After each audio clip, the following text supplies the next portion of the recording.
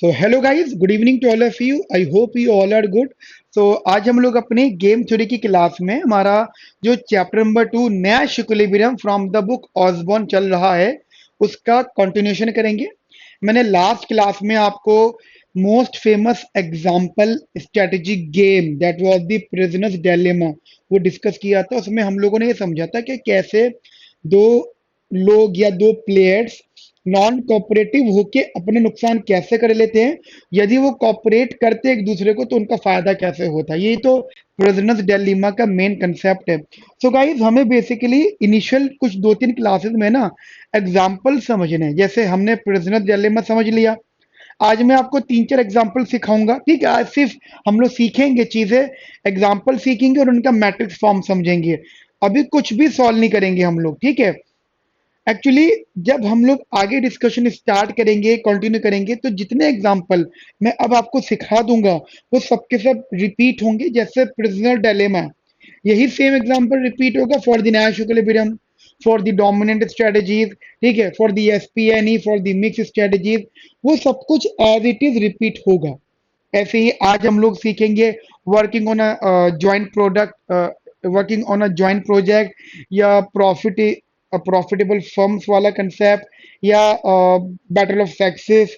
ये चीजें आज हम लोग सीखेंगे और इनका पर्पस बस इतना सा होगा कि जो फ्यूचर में जितने भी हम लोग एग्जाम्पल डिस्कस करेंगे, बस ये नाम लिख के छोड़ देंगे, चीजें अपने आप इसको फॉलो करेंगी। ठीक है, तो स्टार्ट करते डिस्कशन अपना।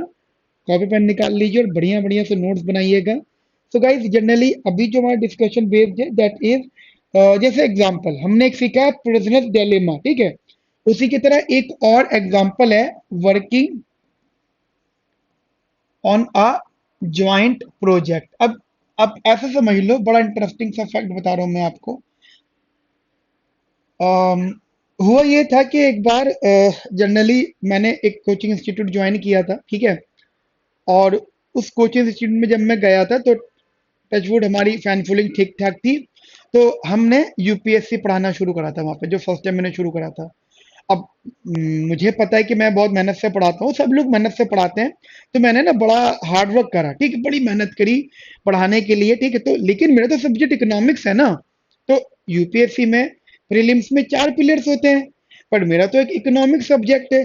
अब मैं अपने इकोनॉमिक सब्जेक्ट को, अगर मुझे 2 घंटे का लेक्चर लेना है तो उसके लिए 6-6 7-7 घंटे पढ़ता था, डेटा इकट्ठा करता था, प्रैक्टिस करता था, शीशे के आगे बोल, ये आज भी मैं करता हूँ, ठीक है। शीशे के आगे बोलते रहना, क्योंकि जबान लुढ़क ना जाए ना बोलते हुए, वो चीज। तो मैं बहुत मेहनत करता था, यानी मैं बहुत मेहनत, यानी वर्क हार्ड था, ठीक है। और अभी बात है, जब मैं इतनी मेहनत करता था तो मेरी रिसोर्सेज भी कम होती थी कुछ, जैसे मॉनेटरी रिसोर्स कह सकते हो, टाइम रिसोर्स कह सकते हो। और जब फाइनल में आउटकम आता था, मान लीजिए बच्चों का प्रीलिम्स निकल जाता था, मेंस निकल जाता था, या कोई और एग्जाम था क्वालिफाई हो जाया करता था, तो क्रेडिट पूरी टीम को जाता था, ठीक है। बच्चों को तो पता था लेकिन क्रेडिट पूरी टीम को जाता था। और जो इनकम आती थी वो सब में इक्वली बढ़ती थी, इक्वली मतलब सेम इनकम जो मुझे मिल रही है तो सामने वालों को इतनी मिल रही है। अब एक बात बताओ, मैं, मान लीजिए मुझे एक्स अमाउंट मिल रहा है, लेकिन वो एक्स अमाउंट लेने के लिए मैंने बहुत सारा ऑलरेडी मॉनेटरी एक्सपेंसेस करे, दैट वो डिटेल नॉलेज इकट्ठा करने में कुछ सर्वे करा, खुद प्राइमरी लेवल पे चीजें जो है आइडेंटिफाई करी, ठीक है। टाइम लगाया मैंने एक लेक्चर को तैयार करने में, 10-10 घंटे तक लगे हैं मेरे, ठीक है। लेकिन जो दूसरे टीचर्स थे उन्होंने इतनी मेहनत नहीं करी, बट फिर भी उनके बेनिफिट मिल गया। तो इन सब चीजों तुम क्या समझ पा रहे हो? यही मेरा आज का एग्जाम्पल है, that working on a joint project. देखो, कभी भी ऐसा होता है कि हमारे सामने हम लोग किसी, हाँ, एक टीम का हिस्सा है, और मान लीजिए दो लोग हैं टीम का हिस्सा, और वो किसी ज्वाइंट प्रोजेक्ट पे काम कर रहे हैं। तो ये कभी जरूरी नहीं है कि दोनों इक्वली बहुत अच्छी मेहनत करेंगे, या दोनों इक्वली बहुत बेकार मेहनत करेंगे, ठीक है। देयर इज अ पॉसिबिलिटी दोनों बहुत अच्छी मेहनत कर सकते हैं, ये भी एक चांस है। दोनों बहुत अच्छी मेहनत नहीं कर सकते, ये भी एक चांस है। दोनों में से कोई एक बहुत अच्छी मेहनत करेगा, दूसरा नहीं करेगा, दूसरा करेगा, पहला नहीं करेगा। लेकिन एंड ऑफ द डे लोगों का प्रेफरेंस क्या होगा कि जिस प्रोजेक्ट पे वो काम कर रहे हैं वो प्रोजेक्ट अच्छा बने, गुड प्रोजेक्ट बने। मान लीजिए आपने प्रोजेक्ट बनाया और वो अच्छा हो भी गया, लेकिन अच्छा होने का मतलब सिर्फ ये नहीं होगा कि दोनों लोगों की यूटिलिटी बहुत हाई होगी। हम यही चीज समझेंगे और ये गाइस ये सिमिलर है, this is basically similar to prisoner dilemma, ठीक है, सिमिलर टू प्रिजनर्स डिलेमा। ठीक है, तो इसको थोड़ा सा हम लोग अंडरस्टैंडिंग करते हैं इसकी ज्वाइंट प्रोजेक्ट की। कुछ नहीं है, एग्जाम्पल से डेटा है जो समझेंगे। देखिए यहाँ पे अगर हम प्लेयर्स की बात करते हैं तो we have generally two players, ठीक है। टू प्लेयर्स में दो फ्रेंड्स मान लो, ठीक है, दो फ्रेंड्स मान लिए, फ्रेंड नंबर ए और फ्रेंड नंबर बी, ठीक है। ठीक है, दोनों फ्रेंड्स का एक अपने एक्शंस होंगे, एक मतलब एक्शंस में वर्क हार्ड भी होगा और वर्क लेस भी होगा या वर्क लो भी होगा, या आप कह सकते हो वर्क बैड भी होगा। उसको आप गूफ ऑफ नाम दे दो, ठीक है। तो यहाँ पे इनके एक्शंस भी होंगे दोस्तों, ठीक है, दैट इज वर्क हार्ड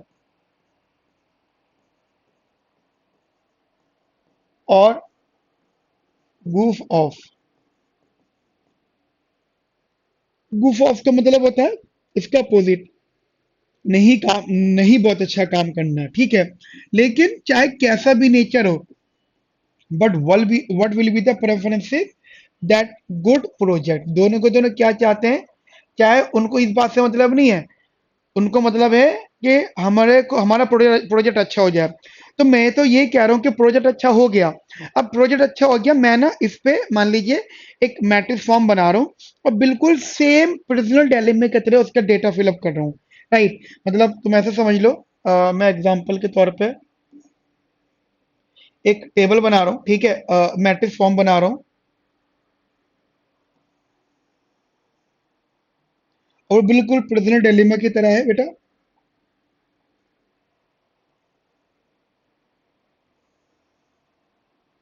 ठीक है, जैसे ये एजेंट ए है या फ्रेंड ए है, ये friend B, work hard, work hard, goof off, goof off, ठीक है। अब देखिए मेन कंसर्न है कि प्रोजेक्ट एक्सेप्ट हो गया, गुड प्रोजेक्ट हुआ, मार्क्स भी आ गए, लेकिन मार्क्स आना और यूटिलिटी होना फर्क है। मैंने बताया था ना एग्जांपल के, लोगों का सिलेक्शन भी हो गया बट क्रेडिट सबको बराबर मिला क्योंकि वो एज एन टीम की बात हो रही थी। तो फायदा नुकसान तो देखा जाएगा। तो मैं ये देखूंगा कि जैसे मैं एजेंट ए हूँ, दूसरा एजेंट बी है, प्रेफरेंट बी, अगर हम दोनों ने इक्वल मेहनत करी थी तो इक्वल मेहनत करने पर भी हमारा कुछ कॉस्ट या एक्सपेंसेस हुए थे। मान लीजिए हम दोनों ने मेहनत नहीं करी, हम दोनों ने बिल्कुल मेहनत नहीं करी, तो हमारा जो बेनिफिट होते हैं that was only one com one. ये अभी डिजिट्स पे इतने दिमाग मत लगाना कि सर डिजिट्स बेसिकली आ कहाँ से रहे हैं, ये सिंपली लिख के छोड़ना। और अगर दोनों ने मेहनत करी तो आउटकम इज 2,2। ये प्रिजनल डिलेमा की तरह, पर्सन ए ने मेहनत करी, पर्सन बी ने मेहनत नहीं करी, तो सोचो प्रोजेक्ट तो एक्सेप्ट हो गया, बहुत अच्छा प्रोजेक्ट एक्सेप्ट हुआ, तो जिसने मेहनत नहीं करी उसको तो फ्री फंड के मजे आ गए, उसका यूटिलिटी 3 हो गया। लेकिन जिसने मेहनत करी थी उसका यूटिलिटी 0 है क्योंकि उसको पता है कि रियलिटी क्या है। मैंने वो कोचिंग इंस्टीट्यूट छोड़ दिया था। क्यों? क्योंकि रियलिटी क्या थी कि जिसने मेहनत नहीं करी उसको फ्री फंड का यूटिलिटी मिल गया और जिसने मेहनत करी उसकी प्लस माइनस 0 हो गया। क्यों? क्योंकि अगर मेरे को बेनिफिट मिला, जनरली बेनिफिट मिला, तो मैंने उस बेनिफिट के लिए कॉस्ट भी फेस करी थी, monetary value, time cost, many thing. तो जनरली वो प्लस माइनस होकर 0 हो गया, ठीक है। तो दैट्स वाई सिमिलर पैटर्न यहाँ पर भी है, अगर पर्सन ए गूफ ऑफ है तो उसकी यूटिलिटी 3 और वो वर्क हार्डर तो 0। कंसर्न यहाँ पे ये बिल्कुल भी नहीं है कि यूटिलिटी, जब प्रोजेक्ट एक्सेप्ट हो गया तो यूटिलिटी 0 की हो रही है। ये कॉस्ट बेनिफिट्स एनालिसिस है, आपको बेनिफिट हुआ बट आपके बेनिफिट जो है कॉस्ट के बराबर है, तो you will get 0। But your जो आपका साथी था उसका बेनिफिट इज मैक्सिमम बट उसकी कॉस्ट इज 0, तो 0 कॉस्ट भी उसको बेनिफिट महसूस हो रहा है, ठीक है। So this is one of the example जो हम लोगों ने अभी यहाँ पे देखा है, ठीक है, क्लियर है। अभी सिर्फ आप लोग मेरे साथ में एग्जाम्पल पढ़ के देखोगे, करके देखोगे। अब दूसरा एग्जाम्पल मैं आपके लिए लेके चल रहा हूँ यहाँ पे, दैट इज द डिओपॉली सम, ठीक है, डिओपॉली।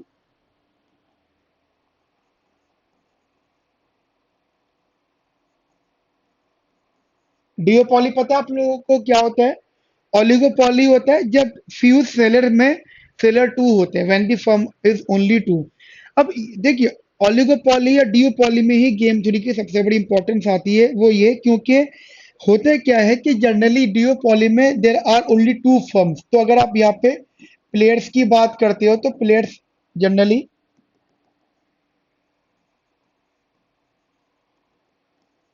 टू फर्म्स होती हैं, ठीक है। मतलब फर्म ए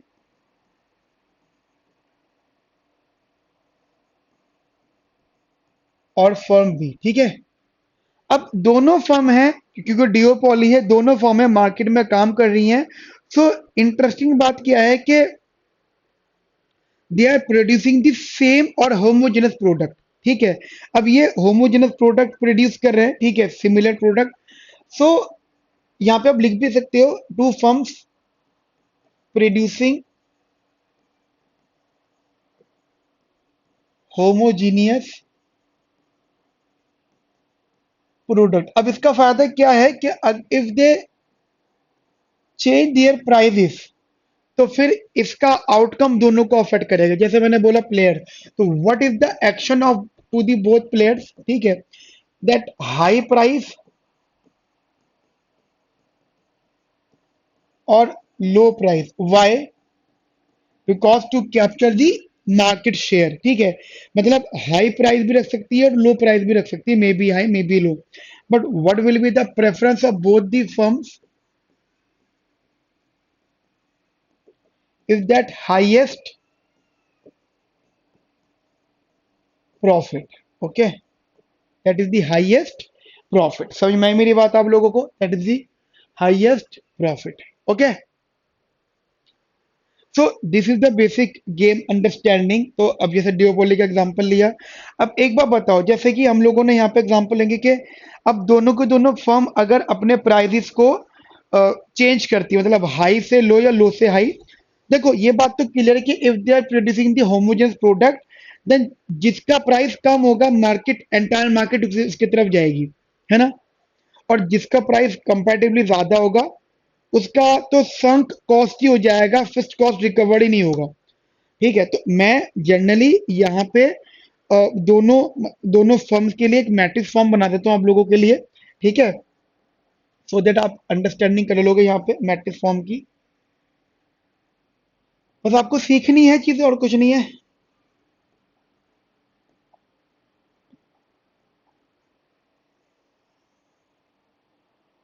ठीक है बेटा।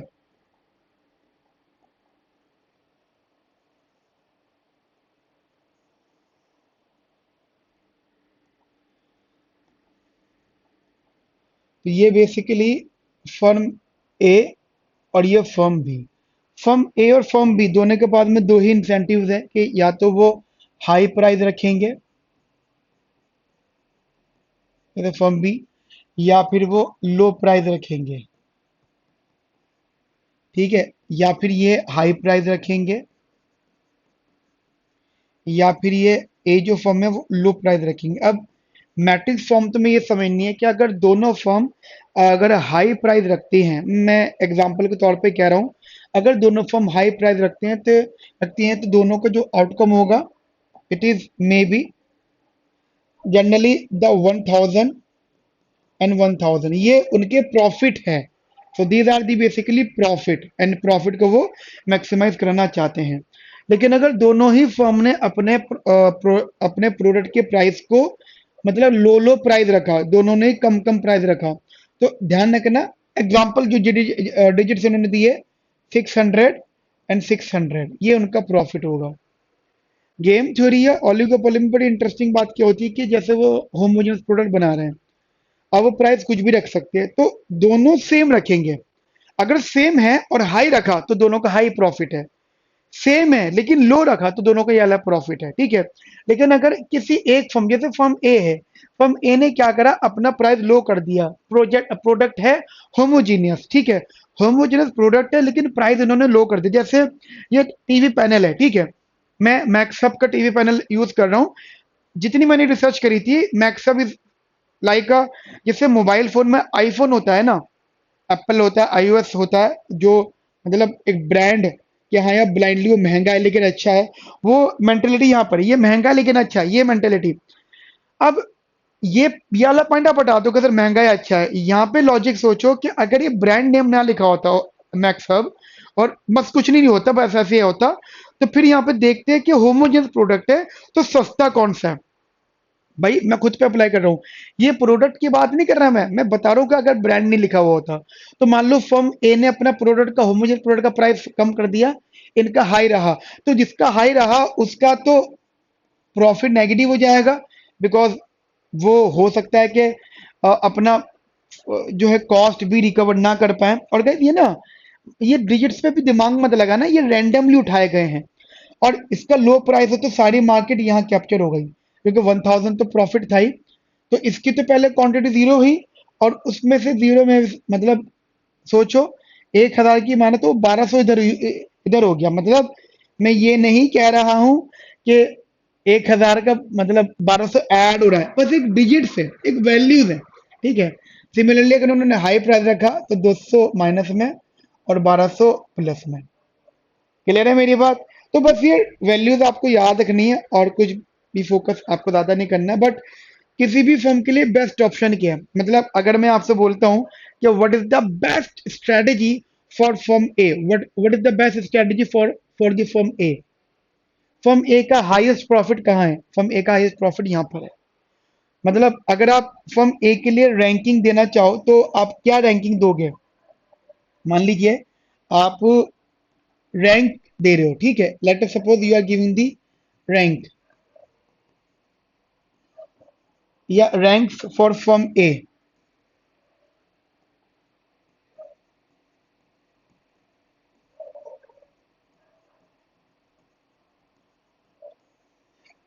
And again this is similar of the prisoner dilemma, क्योंकि if they cooperate with each other, अगर वो कॉपरेट करते हैं तो हाई प्रॉफिट गेन करेंगे। अगर वो एक दूसरे की मार्केट को खत्म करने के लिए, सोचो इनने लो रख दिया, उसको देखा देख उसने भी लो रख दिया, तो एक्चुअली इसने लो इसलिए रखा था, कोई इसको 1200 चाहिए था, 1000 का 1200, इसने लो रखा, इसको 1000 का 1200 चाहिए था, लेकिन दोनों ने लो लो कर दिया, प्राइस कम कम कर दिया, then both will get 600 which is much lesser than the 1000। तो अगर ये कॉपरेट करेंगे तो बेटर ऑफ होंगे, ठीक है। तो रैंक की अगर आप बात करते हो, जैसे रैंक वन है, अब rank one for the firm firm A, तो आपके हिसाब से फर्म ए के लिए रैंक वन क्या होनी चाहिए एग्जाम्पल के तौर पे? तो दैट फर्म ए के लिए लो price and high price, that is low price, मतलब फर्म ए का लो प्राइस, फर्म बी का हाई प्राइस। ऐसी rank to,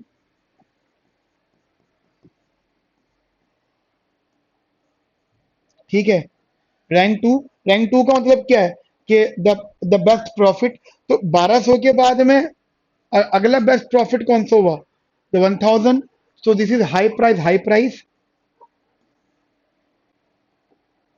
high price, high price, फिर रैंक थ्री, उसके बाद में अगला प्रॉफिट फर्म ए के लिए ये तो होगा नहीं, फिर होगा ये लो प्राइस, लो प्राइस,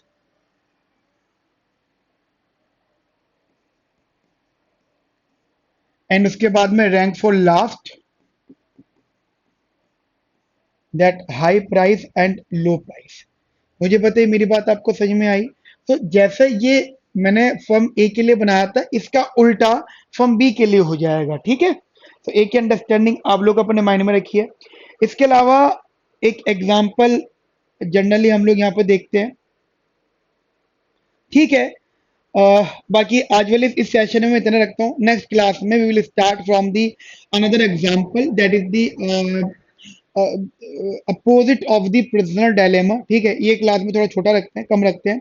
नेक्स्ट क्लास में हम लोग बैक एंड स्ट्राविंस्की वाला एग्जांपल या बैटल ऑफ सक्सेस के बारे में डिस्कस करेंगे। तो आज के लिए इतना रखते हैं, मिलते हैं नेक्स्ट सेशन में। अपना ध्यान रखो, ख्याल रखो, have a nice day, thank you, bye bye, take care.